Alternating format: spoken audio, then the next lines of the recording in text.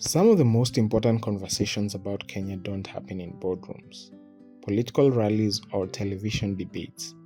They happen at home, around the dinner table, on road trips, or in living rooms between parents and their children. They're the conversations that one generation asks, "Why is Kenya the way it is?" And another responds, "You don't know where we have come from." They're the conversations where young people dream about the Kenya they want, while older generations remind them of the Kenya they inherited.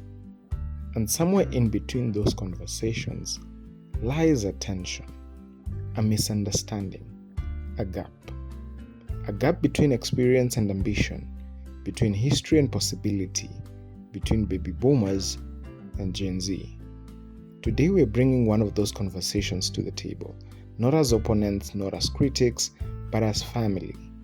Because before this became a podcast episode, it was a conversation my father and I had so many times at home, conversations about leadership, governance, opportunity, responsibility, and the future of our nation. As Kenya continues to wrestle with questions of governance, accountability, unemployment, economic uncertainty, and the growing frustrations of young people, one question remains: how did we get here? And perhaps even more importantly, where do we go from here? What is the Kenya that previous generations inherited? And what mistakes have shaped our present realities? And what responsibility does our generation carry in building the Kenya that we want tomorrow? Today we explore the intersection between the Kenya we inherited and the Kenya we want. Joining me is not only a father, but a representative of a generation whose experiences can help us understand our past as we seek to shape our future. My name is Emmanuel Slim, and this is Bridge the Gap Mentorship.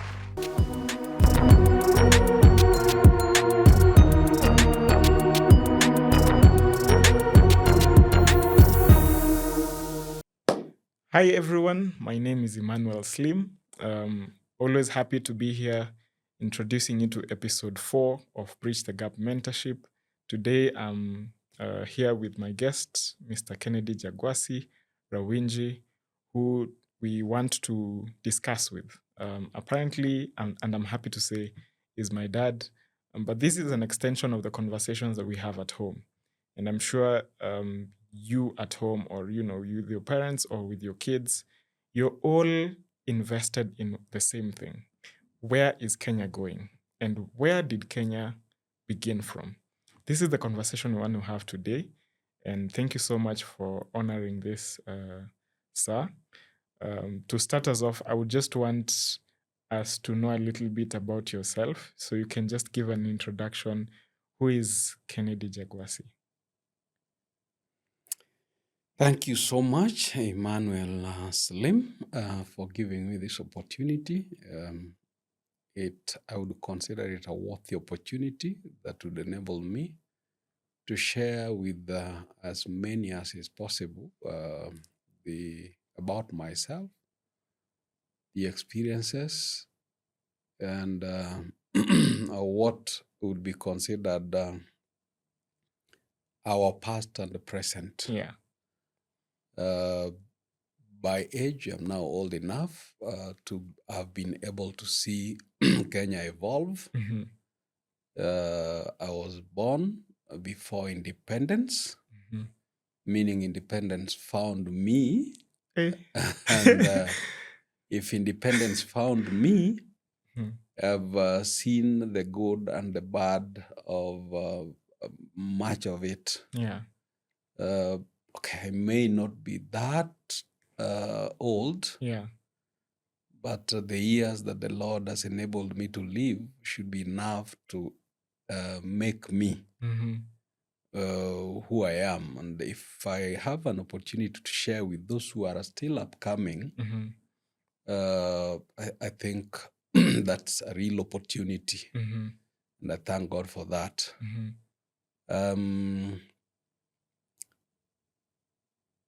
To start to about myself, I must say yes, we started somewhere, and we started positively to come up as a nation. somehow things may not be working as we would have expected. I want to, before you proceed, I want to just ask you something on something interesting you mentioned about independence. Yes. Where did independence find you? How young were you?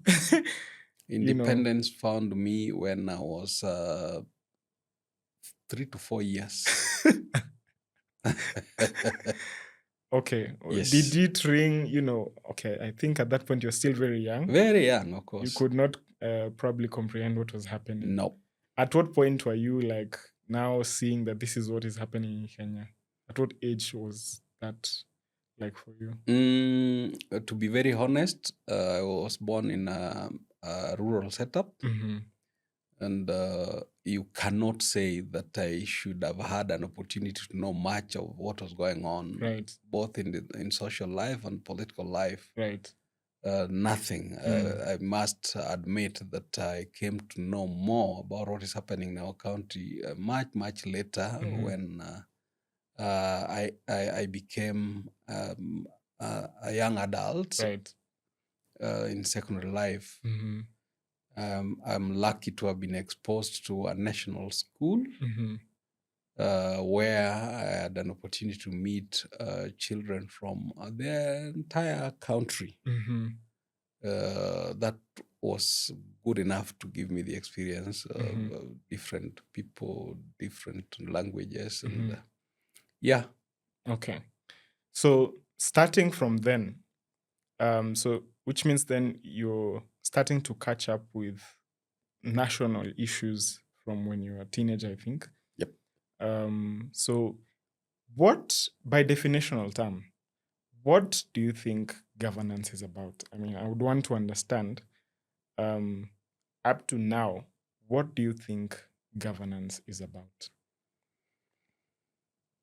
I may not be that competent Yeah. to explain, like educationists would do, what governance is all about.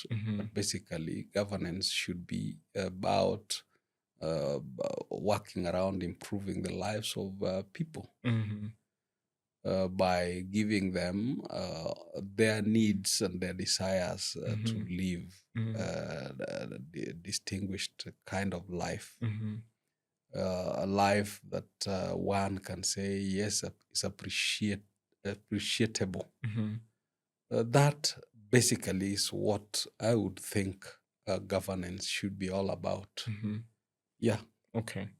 If you're to take me back to how it started then, for some of us, the privilege that we have today as young people is that we can only know what happened then from what you tell us. How was it like then, growing up, standard of living?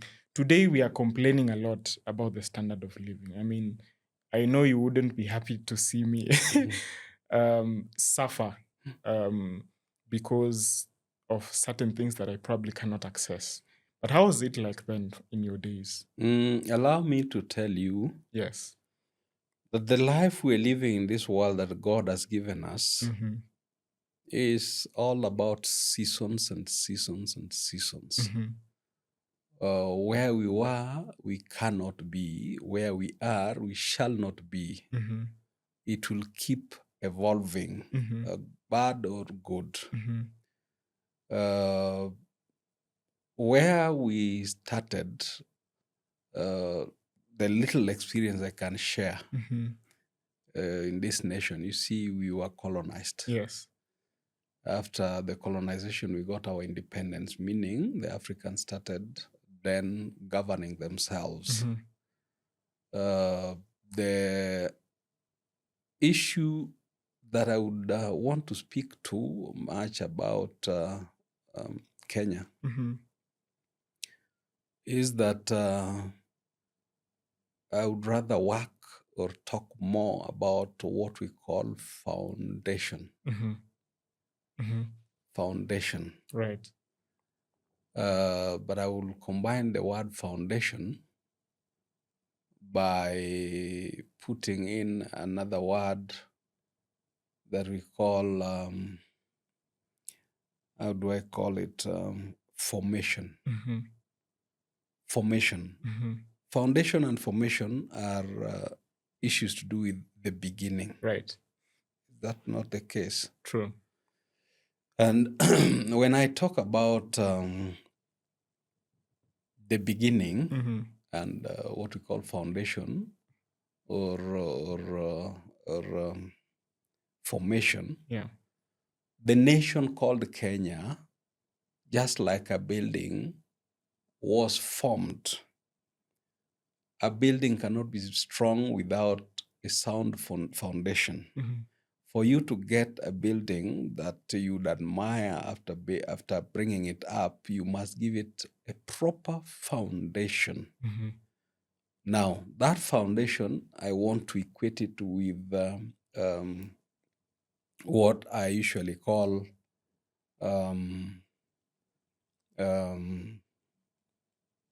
allow me to think. Yeah, it's okay.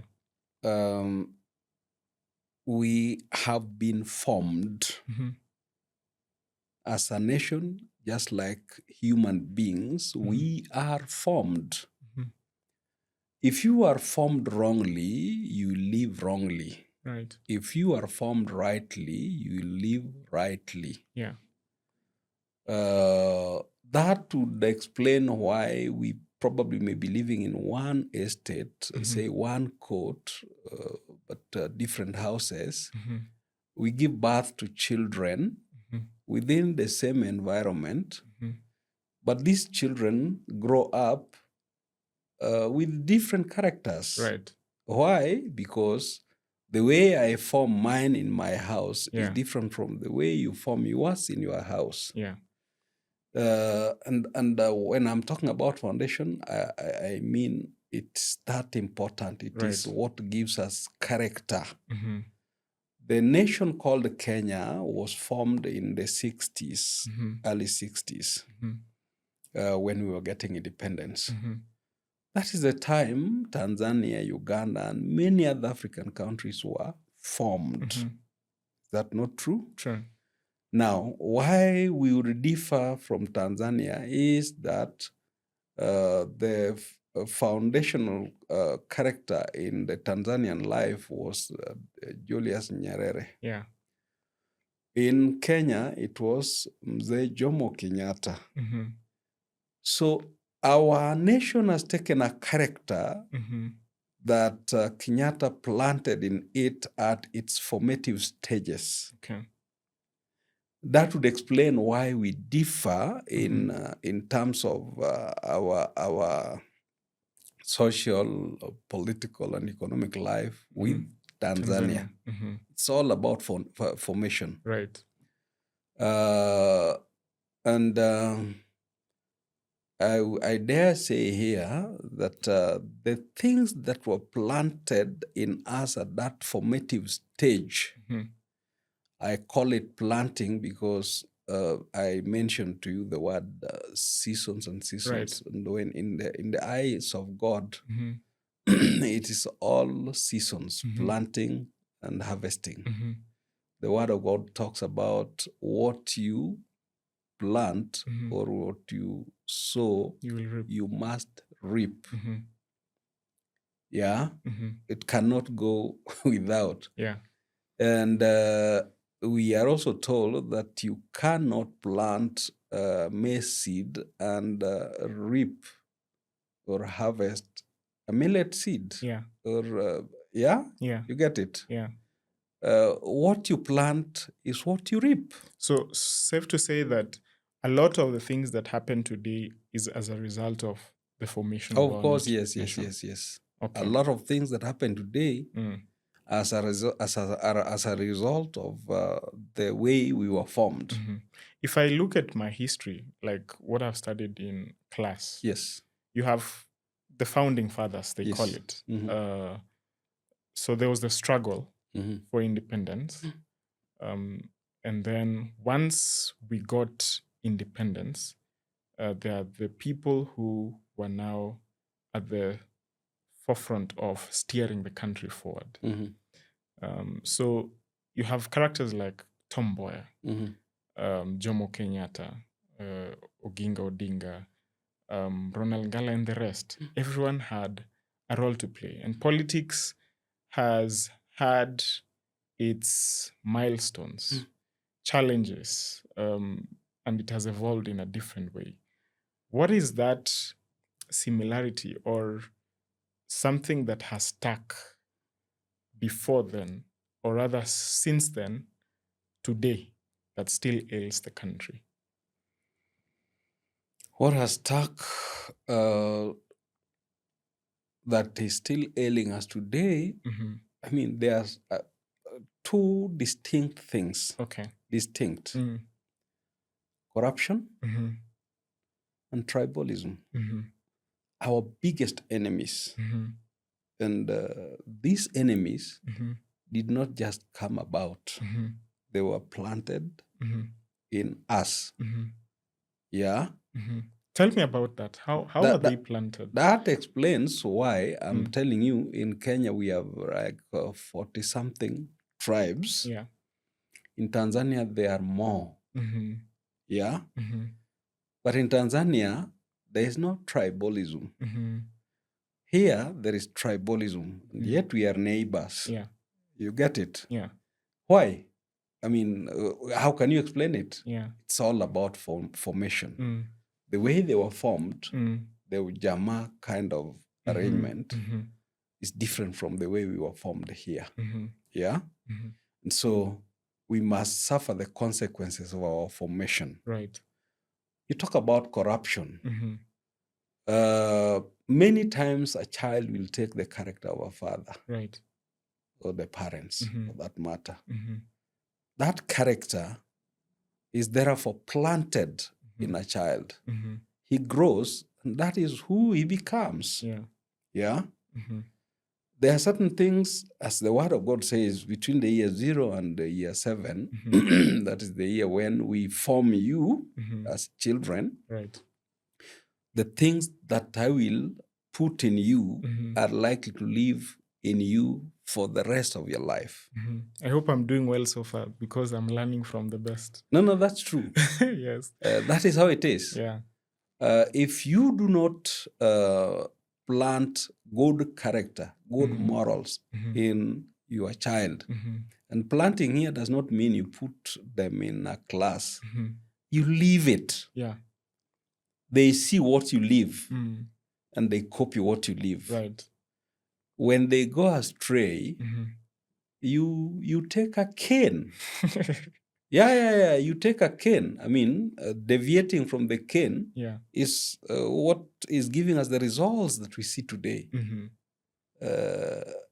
We cannot run away from the Word of God. The Word of God will always remain our compass. If I compare it, you're using a very good analogy of formation of the family with the formation of the country. Yes. So in this case, corruption is an ill to our country. It is.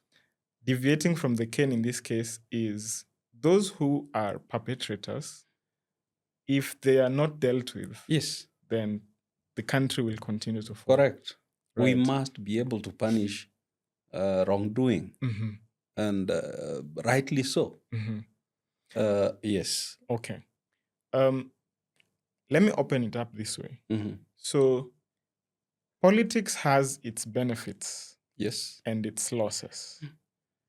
And politics is centered around people's livelihoods. Political leaders come to the electorate to, identify with their problems. They give manifestos to want to solve those problems. But the key issues that you've mentioned, tribalism and corruption. Someone said that Kenyans cannot expect leaders not to be corrupt because they're corrupt themselves. Let me say, if we take it off the founding fathers or the leaders, how else can we, have, because we know what the issues are, but how do we come out from that? And what are the lessons to learn from before? because you're here today. You see what's happening today. You've been there before. You've seen how tribalism affected us in 2007, community to community. What would be your take right now on how we can, come out of those? Sorry to say this. Yeah. But saying I must. We have tried in the process of evolving as a nation to bring in things that would get us positive changes. Yeah, like we were a multi-party democracy at independence. Then we came the one-party state at some stage. So it was only one party. We saw the benefits, then the merits and the demerits of that. Then later we fought for second liberation, meaning second independence. Yeah. Where from a one-party state. From a one-party state to a multi-party state. Yeah. We have seen the good and the bad of the same up to the point where we got our 2010 constitution. All of us thought and believed that when we got multi-party back, we had gotten a solution to our problems. And when we ushered in new administration in 2002, many Kenyans thought now we are at a good trajectory. Yeah. Only to learn later that we are still where we were, with minimal changes. When we got the 2010 constitution, which is described as the best constitution for this nation, and of course a number of areas consider it the best in the region, we are already seeing that so it looks like nothing much has changed. It is wrong for me to say that what Kenya needs to get to the right trajectory may be a benevolent dictator, a dictator who means well for this nation. Yeah, I know how difficult that would be because we have a democracy, a constitution that protects us from dictatorship. Yeah. But you look at it, you find out that probably this democracy that we are talking about is another impediment to our growth trajectory. Yes, because people say when all of us know, at the end of the day, none of us knows. Okay.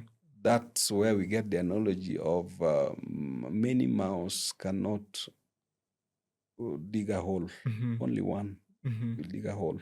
Here, what we mean is, I need to believe in what you tell me if I've given you an opportunity to tell me. Right. If I've given you an opportunity to lead me, I need to trust your leadership, support your leadership to see the benefits. Right. It is foolhardy for me to give you an opportunity to lead me, maybe because you have gone to school. Yeah. And then I want you to lead me the way I would have led. Oh, yeah. You get it? I get it. It doesn't work. Yeah. Because it's me. Yeah. It's not you. Yeah. Let the knowledge I've acquired, the experience I've acquired in leadership, help me lead you. Yeah. Then you have an opportunity to judge me after the period you had given to me. That essentially is what we ought to do as a people. But I don't know if I would want to think the same way from this end, because like right now, what I see happening in Kenya is, case in point, the president of Kenya right now. Yes. He could have his own plan for where he would want Kenya to go to. He could have his own idea of how successful Kenya needs to be if he talks about Singapore. But then he is met with obstacles. The the electorate might not feel like they're headed where they would want to be at. The Constitution says that all sovereign power belongs to the people of Kenya. So to some point, we have the leadership at some point lost, we lost trust with them. And it's sort of like we wanted to take it back. June 25th, when we were opposing the finance bill, the GenZ protest, it was sort of like a shift for the country because Kenyans felt like we have given these people power to represent us. There's a constitution that is supposed to balance power and all that kind of thing, justice and everything. But we felt abused. Our resources are mismanaged, you know. And my thinking is that I would not want to take a risk to let one person decide how we would want to live. Because I want to, it's sort of like what Parliament is supposed to do, oversight. But they don't do it. So we feel like we have to hold you accountable because you're not doing it. Up until we are able to get leaders who can protect the sovereignty of Kenyans, then I feel we can go with what you're trying to say. Because I think so the leaders we have, unfortunately, they don't give us that much of confidence. But there is a point that you're saying. You had a choice to go democratic or otherwise. If you choose democracy, live by the tenets of democracy. Okay. The democracy that we're talking about has given us an elective cycle. In that elective cycle, that is when your sovereignty is supposed to be practiced. If I do not deliver, remove me democratically. You get it? But while I'm still serving, don't stand on my way because I am supposed to serve the best way I know, not the best way you know. You get it? Yeah. And you give reason for judgment after the period that is given constitutionally. Yeah. That is the way I would want to look at it. Okay. But remember, by design, we are a capitalist nation. There is very little socialism in us. We even went further and embedded this in our culture, more or less. People are worshipping money. We are worshipping money. We have lost our humanity. You get it? And our parliamentarians are doing precisely the same. They are out to make money regardless. Yeah? So our parliament may not be that parliament that does what is expected of it. They are like people who are in business, unfortunately. Right. Yeah? They make deals because in a capitalist nation, it's like everybody wants to be rich. Nobody is willing to serve from the heart. You serve depending on what you are getting out of that service. Very unfortunate. And that explains why the best brains in our nation, yeah, people with morals, it is said, cannot get into our politics because it's politics stupid. You get it? Right. That's why we cannot get the results we expect. Very difficult. So if then we are not performing as a nation, must we suffer until 5 years is done? You have no choice. Oh my goodness. You have no choice. The opposite of that is what more or less you are, as GenZs, you are close to doing or achieving in 2024.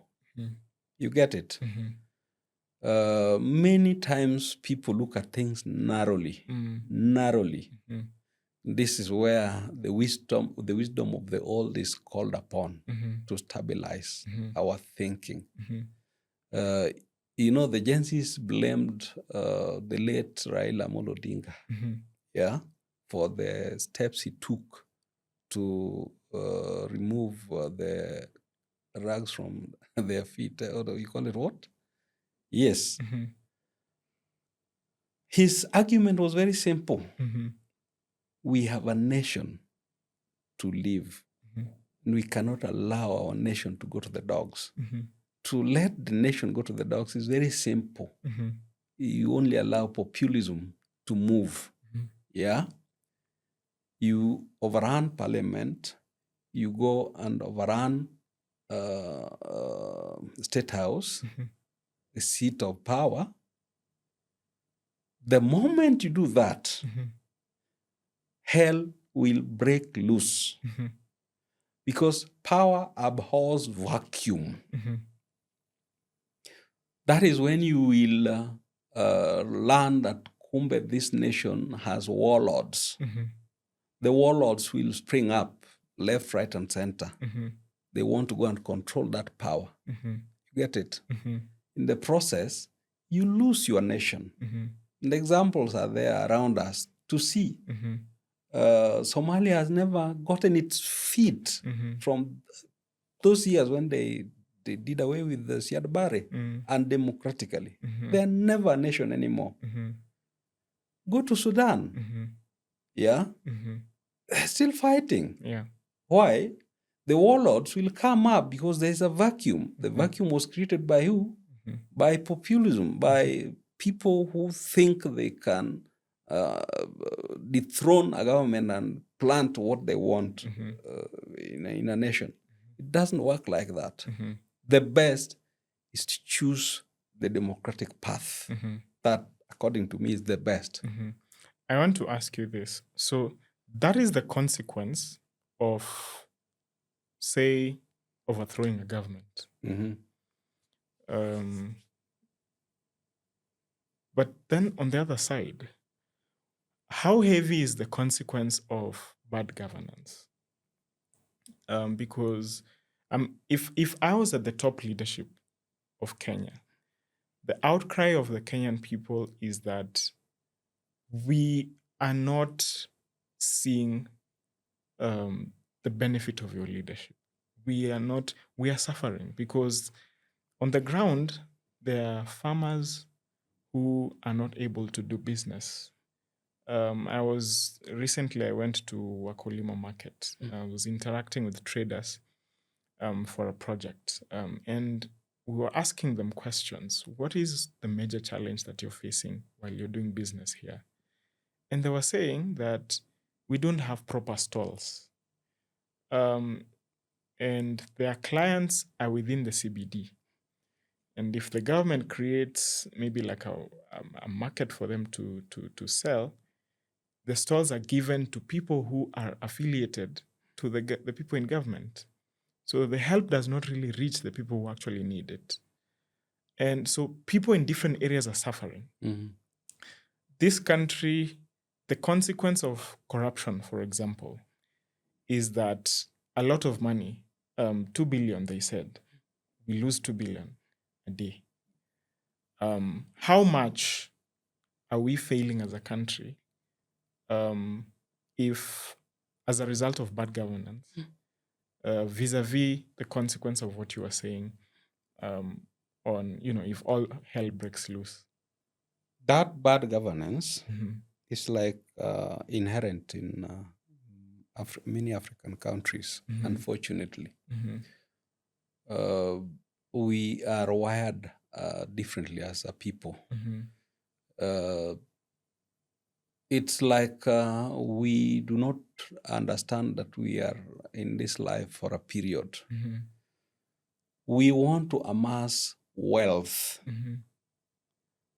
If you ask us where we want to take that wealth, we don't have an answer. We just want to live like we are in heaven, and yet we are living in this earth.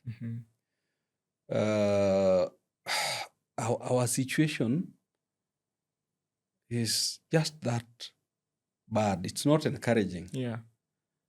because opportunities are there, but these opportunities in the belief of making more and more and more, we don't spread it to others. We don't. You get it? Yeah. Which is a bit unfortunate. You are talking about the traders. The traders, what they're saying has a lot of credence. That there's a lot of truth in people thinking about how do I benefit more from this than you. The moment you start thinking like that, you miss it and you lose it. If it was spread for all of us to benefit deservingly, then anything that we purpose to do will have benefits to us as a majority. But the situation as it is in our country, only a benevolent dictator can help us. You have had this governance issue we are talking about. People talk about economics of a nation. We can say, yes, we appreciate Kibaki did to his best. But the debt that we have today, having been created by the Ruto presidency, cannot allow any leader to break even. It's not possible because you are only paying debts. You don't have room for development. You don't have it. That's why you hear people say, I mean, Wanjigi said it the other day, anybody coming into this leadership tomorrow will do nothing until the debts are settled.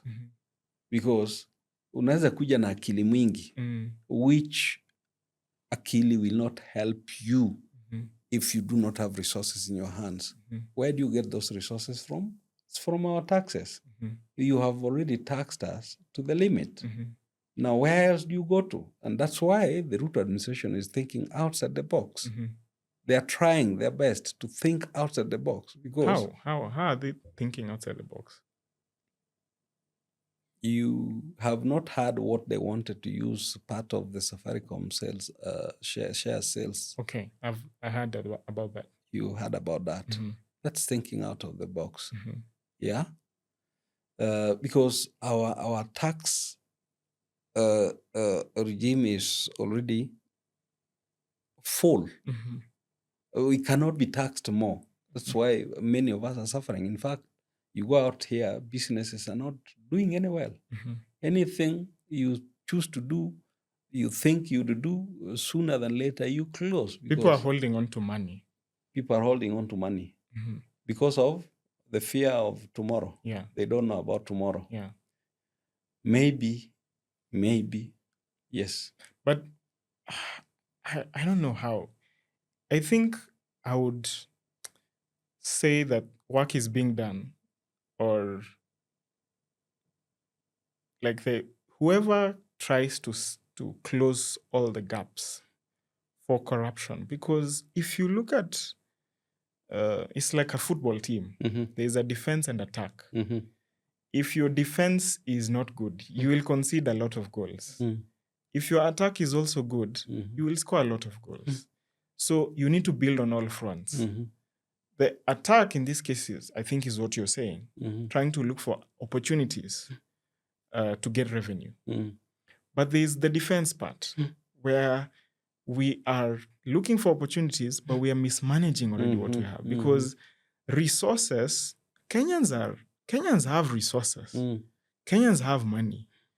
If you look at tourism, if you look at tech, today you have a very large population of young people who are educated, exporting the intellect, the ideas of the Kenyan people to different countries. If you look at countries like China, at a very young age, they are told to learn, or rather to learn systems from other countries, and they come and replicate whatever they learn in their countries. But you look at also their justice system. Whoever is caught, if a leader is caught probably embezzling funds, there's a huge penalty. The only way that I would think, from my standpoint, that we would assist this country is if we are aggressive about tackling corruption. Because like you rightly said at the start, tribalism and corruption is a huge causes to our downfall as a country. Unfortunately, you are right. Unfortunately, we have opened up so much to the extent that you want to deal with me, but we are saying you have to deal with me constitutionally. Okay. You get it? And the constitution is being abused left, right, and center. The people who are stealing, they easily run to the courts. They get injunctions. Yeah. Today, they even run to court to block their arrests. I mean, just think of that. Right. Those are the people we are having because of the kind of constitution we have. It's a question of you want to do good, but you are blocked from doing good by people who know how to benefit from doing bad. You get it? So we are in a situation that's a bit messy. I hear people say that we have the constitution, use the constitution and govern properly. That's a perfect argument. Perfect argument. If the constitution is there, why is the constitution then not giving me a narrow path to follow in governance?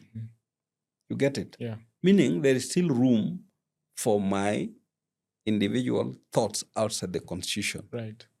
You get it? Right.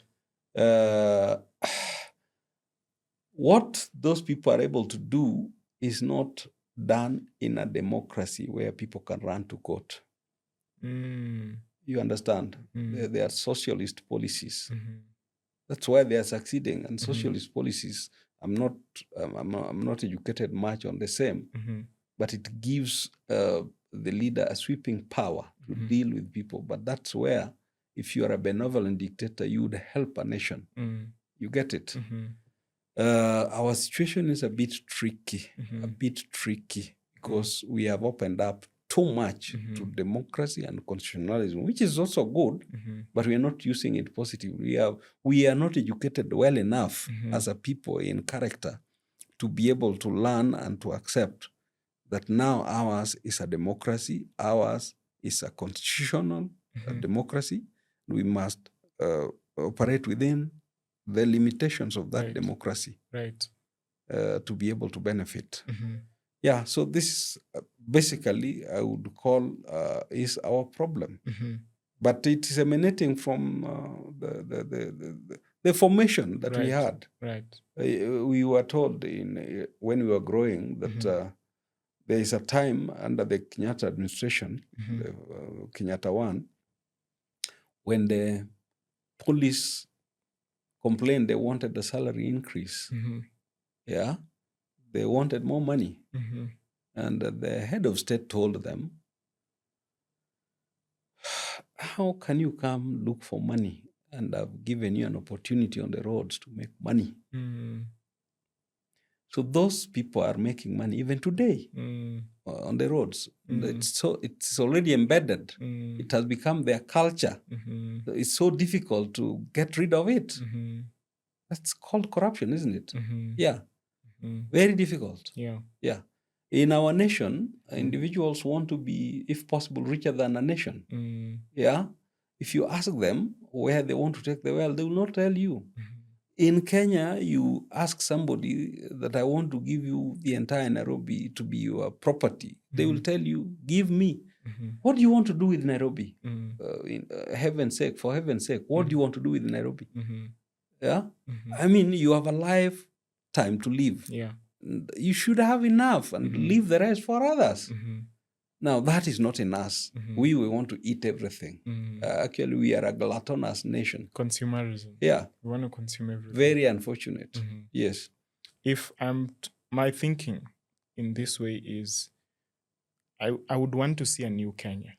As I grow up, I want my kids to live in a better country, Mm-hmm.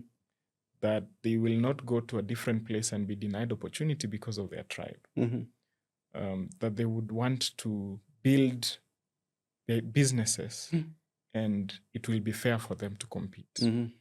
So if I want to outdo the wrongs that have been there in the past, how would you say, as someone who has been there before, support me in this?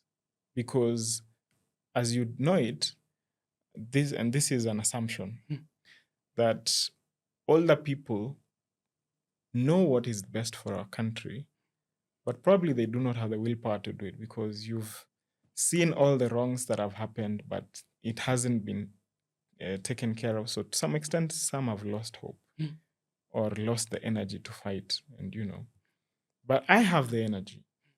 What would be your encouragement, say, to young people today for how they need to steer the country forward, or what is their responsibility? What should they do? It is said that the world now has become a global village. The the understanding of that is that our village is wide enough. You do not have to limit yourself to the village that is called Kenya. The things that you think of doing positively that would impact your nation, if you cannot implode them within, then you can find avenues of exploding them. Okay. What do you mean by that? Whatever I mean is, if you can get, Kenyans who have gotten an opportunity to go out of the nation, yeah, they are exploiting. Of course, it depends on which nation you go to, but they're exploiting their potentials. If you find limitations within your nation because of either constitutional understanding, then you can find ways and means of moving out. You'll be appreciated even the more. Yes. That's the only way I can think about it. Otherwise, within the nation, yes, there are those who exploit like what already you are doing. We need to encourage you. Some of us, when we were growing, we were not able to think creatively like you people are doing today. The world as it is has become a creative world. The avenues for creatives are many, and you need to explore them to make your life better.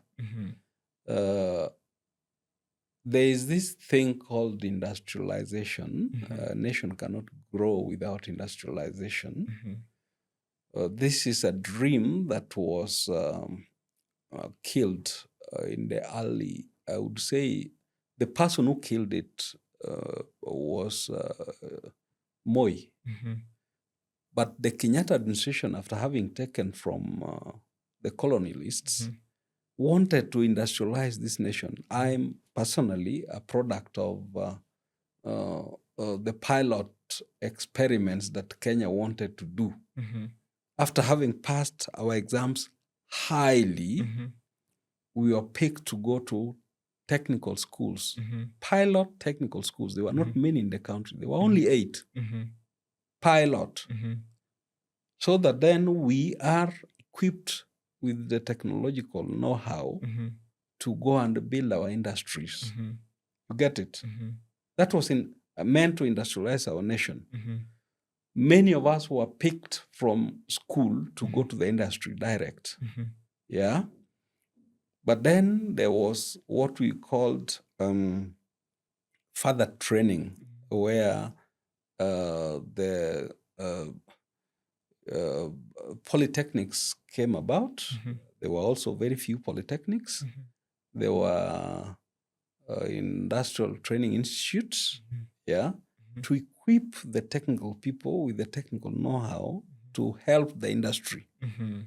You may know from me today that then Kenya Polytechnic, that is now a university, Technical University of Kenya. Technical University of Kenya. Right. It was then Kenya Polytechnic. Yeah. It was strictly meant for students from the industry. Right. Not anybody coming from home and you are going to the Kenya Polytechnic. No. It was block release. You work in the industry, you get equipped more by training at the Kenya Polytechnic. It's Moi who brought this down by allowing every Tom, Dick, and Harry to go and train at the Kenya Polytechnic or such other technical institutions. We watered down what was expected. And at the Polytechnic, it was the industry sponsoring students. It was not any other person. It was not you and me sponsoring my kid to go to the Polytechnic. No, it was meant for the industry. So in this sense, then education had a merger with the industry. Then. Yes. Okay. That's exactly what was expected. So that then we expand in. A nation cannot grow without industries. Right. It cannot. Right. But you see, under the Moi administration, the industries died. The roads in industrial area became dilapidated. How do you run a nation when roads to a production area are dilapidated? How will it happen? There is something that we discussed in our previous podcast about how industries are relevant, or rather what is taught in school is relevant in the industry. And you see that there is a gap where students do not have skills to implement in the industry. So they take a lot of time. So your solution for that then would be that we bring back the merger of industry and education. Yes. Okay. We were told it was called block release, and it really equipped us. 3 months you are in the industry working. Practically, 3 months you are in the class being taught on the theory about what you are practicing in the industry. It was very, very important for the nation. Yes. That would be perfect, I think. Yeah, it was. Industrialization is one of the areas that we need back in our country. We need it back. I can talk about Kenya Industrial Estates. That was a bright idea. Kenya Industrial Estates. We should now have had a number of industrial estates in our different regions. In those industrial estates, the nation should have invested in machines and equipment, to enable the people who go to the industrial estates to do quality products for our local market, so that then we don't remain importing. Yeah. Could you say the same for other sectors like healthcare? How has it been for those areas? Because I think there are gaps in very many areas. Allow me, I may not be competent enough to talk in those areas that I would not. I've not conquered their jurisdiction. Right. But I would very easily talk about the Industrialization. industry. Yes. Right. Okay, fair point. I think my just my interest right now is in seeing how we can bridge the gap towards nation building. What is that thing that we can get from you? I love this quote from one of my mentors. He says that older people have the wisdom and the depth and the understanding, but then younger people have the speed and the energy. So if we can bring those together, we can have magic happen. But then my only worry is that older people do not want to leave power. Today, why is Oparanya still looking for job opportunities? If you look at a ministry like tech, who is the minister for tech? Seriously, what would he know? The magnitude of development or potential that is there in tech. with the younger people today. And I'm not saying that the country needs to only be built for younger people, but there's a role that they play. How do we ensure that older people know when to leave the stage? At what point do they leave the stage? It's a very unfortunate affair. They have refused to leave the stage. Why? In the political arena, they say you go to protect your wealth because they gather wealth unfairly, most of them. So when you gather them unfairly, you must learn to protect them. If you gather your wealth fairly, you don't have to protect it. You only need to manage it, isn't it? Yeah, now that is where the politicians are. The difference between us and you, you say we have the wisdom, you have the energy and the drive. The only thing that you people are lacking is the teachability spirit. You don't have a spirit to learn. Yeah. When you want to learn, you must afford to be humble, to learn silently from the wisdom of the old. And you must be accommodative. Accommodative, I mean, let me tell you what. There are students we were growing up with who did not want to listen to anything teachers were telling them. Yeah? And you go back and you find out that they never succeeded in anything. Never. If you do not have a spirit that listens, you can't go far. The moment you are a type who wants to stand up to a mentor, a teacher, a parent, you want to stand up because you know you lose it and you miss it. You won't go far. The history has taught us that. So we must have a spirit that is ready to be taught. I know your advantage. There's so much that you know more than we know. So much. Yeah? But you need to inculcate also the aspect of the old in terms of being able to mold whatever you have known, give it a fence, find a way of, I don't know how to put it. I mean, language may be a problem here, but essentially that's what it should be. The moment you go with the energy and the drive blindly, that energy and drive will mislead you, will take you astray. Yeah? Explore, but within the limits of the respect and understanding. Yes. Okay. Thank you so much. I think I would, there are so many things that I would want to explore with this discussion and different areas. I would have wanted to understand how system works, how to, today in our country, you hear people talk about the system does not allow certain things to work.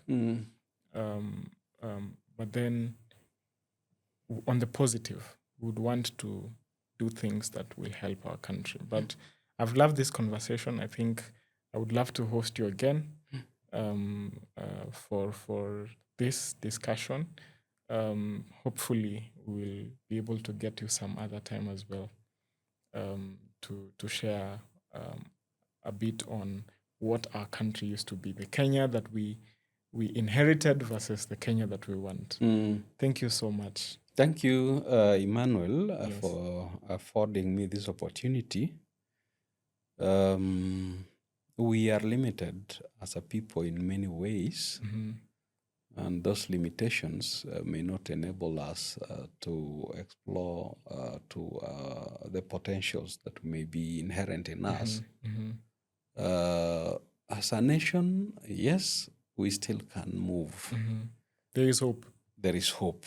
We still can move, but we need to move with a lot of understanding. The way it is today, if we are not careful enough, we may miss or lose our country.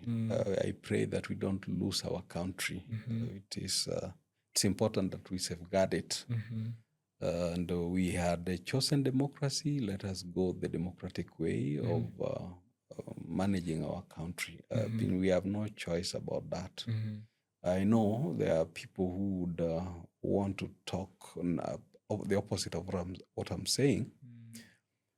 Yeah, but my wisdom tells me that you need to think very positively about the nation, right, and the nationhood. Right. Yes. Wow. Otherwise, thank you for giving me this opportunity. When you call again that we share on whatever topic or issue, I will oblige. I'll be ready. I'll be happy. We will share. Thank you. Thank you so much. Next time, I'll have him explore on industrialization because it's his passion area. And funny thing, I have to say, this is a fun fact. You know, when I was growing up, I used to see some of these structural diagrams you had. Yep. I don't know if that's where I got my artistic. Most likely. Most likely. But funny thing is, later on, my artistic expression, I've come to now practice it within an electrical company. Yes. Which is also in your background. So somehow, seasons, I don't know how God aligns things. That is God. But this is amazing. So thank you very much. Yeah, and something. Karibu tena. Sorry. Yes. We close it? Not yet. Yes. You can go ahead. There's something we studied in school called technical drawing. Right. Technical drawing. You see, you are a graphic. Yes. I was so good in technical drawing. Yeah. Students used to call it technical disease. Yeah? Why? It was abbreviated TD. Now, instead of calling it technical drawing, they called it technical disease. Yeah. I was very good in it. Okay. So you're the doctor there. Believe me, I became a teacher at the Kenya Polytechnic, teaching fellow students on technical drawing. Wow. Yes. Especially when what I was telling you, Moi did that was unfair. Yeah. When he allowed students from what we call basic education, basic meaning not technical, to come into the Polytechnic. They come green. They do not know what technical drawing is. So, I mean, I had to start teaching again.